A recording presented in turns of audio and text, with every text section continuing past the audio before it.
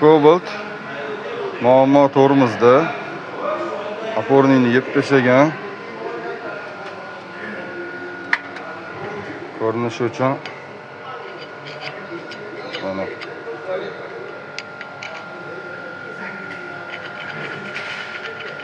oporniy ilib qo'yapti. Veli butkasi katta. Kalotka jim. Qancha yurganini bilmayman-ku, lekin nima kalotka qo'ysam ham chiyillab, g'irillayapti deb aytishdi. Bu yerda muammo palislarida qotib qolgan.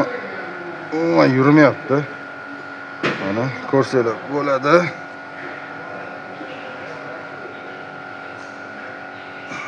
Tepasi ham, pasti ham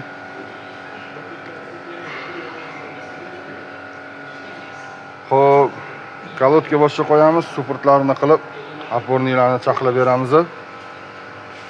Ikkita tomonini hadoylari yaxshi ekan. Tak. Bu tomonida bitta stabilizator tiagasida muammosi bor. Uni ham boshqa qo'yib yuboramiz. Xizmatdamiz, aloqaga chiqaverasizlar. Kimgadir kerak bo'lsa